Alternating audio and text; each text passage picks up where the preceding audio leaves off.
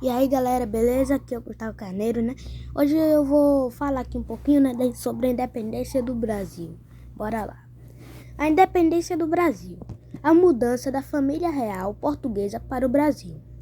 No início do século XIX, a França era um país muito poderoso, governado pelo imperador Napoleão Bonaparte, que tinha entre seus principais objetivos construir um grande império. Para alcançar essa meta, Napoleão invadiu e dominou diversos territórios, como a atual Itália e o Egito. Naquela época, o país que competia com a França era a Inglaterra, que passava por um período de grande desenvolvimento industrial e tinha uma esquadra muito forte.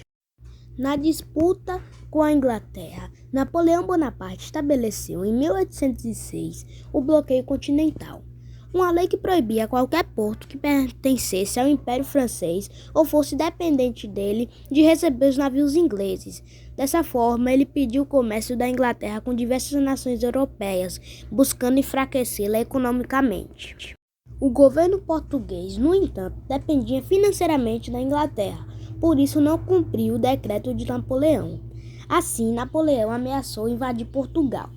Para evitar submissão à França e manter-se longe do alcance de Bonaparte, os governantes portugueses decidiram transferir a sede de seu império para o Brasil.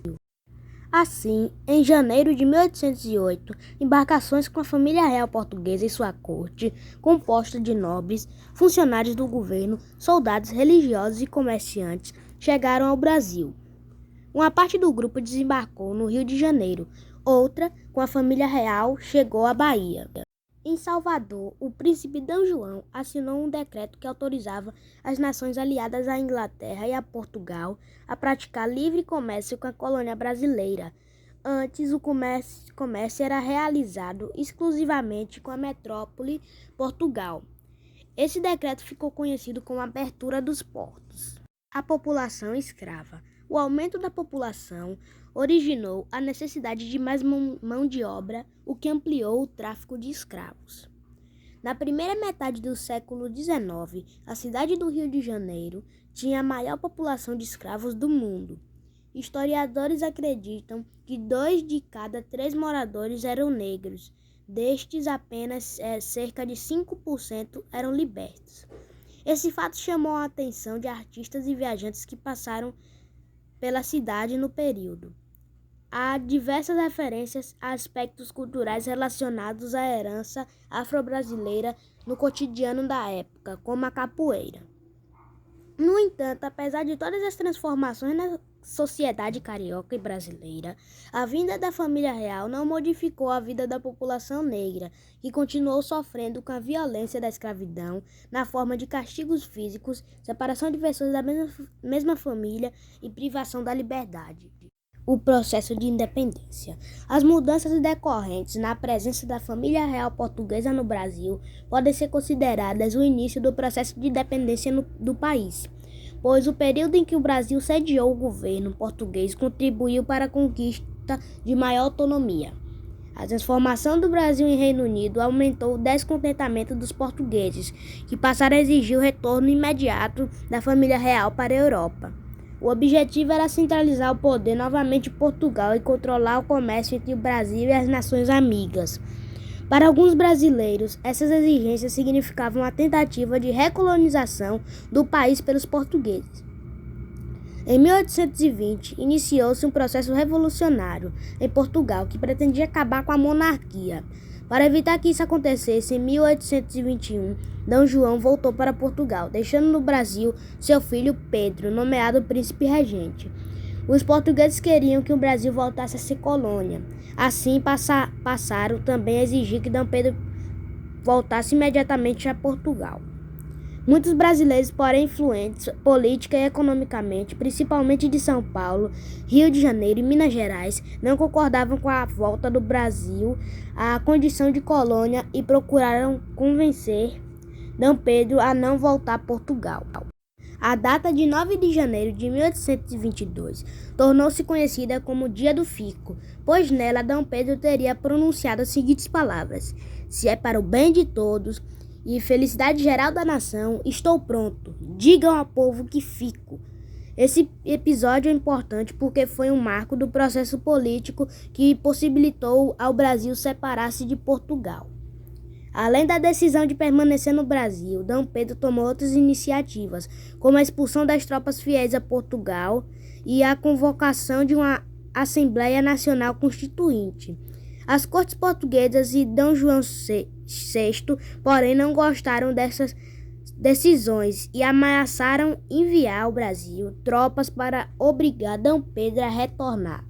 Durante uma viagem do Rio de Janeiro a Santos, Dom Pedro recebeu cartas e documentos enviados pela esposa, a princesa Leopoldina, e pelo amigo político José Bonifácio, aconselhando-o a proclamar a independência o mais rápido possível, pois os portugueses pretendiam forçar sua volta a Portugal. Pressionado pela situação, Dom Pedro reuniu sua comitiva e proclamou a independência do Brasil no dia 7 de setembro de 1822.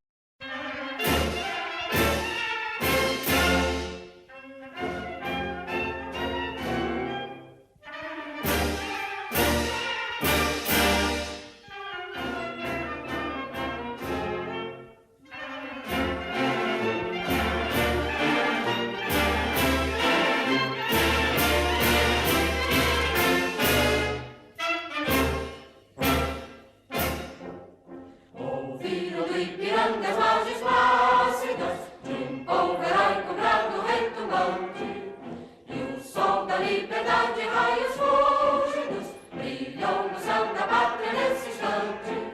Se o penhor dessa igualdade conseguimos conquistar com braço forte, eis que eu sei a liberdade desafia o nosso peito à própria morte.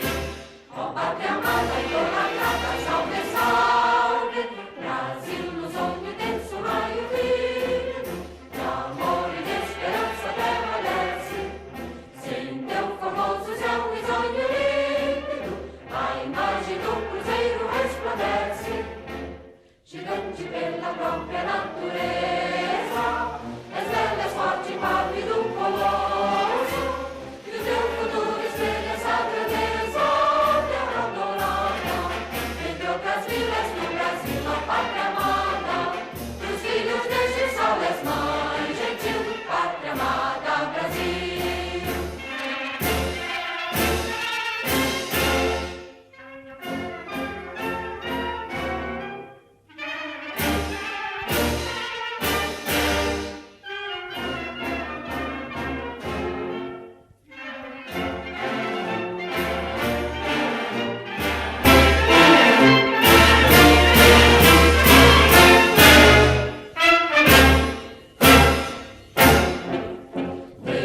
Eternamente imenso, esplêndido, ao som do mar e à luz do céu profundo, fulguras ao Brasil, florão da América, iluminado ao sol do novo mundo, do que a terra mais garrido, teus risonhos lindos campos têm mais flores, nossos bosques têm mais vida, nossa vida no teu seio mais amores. Ó pátria amada, idolatrada, salve, salve.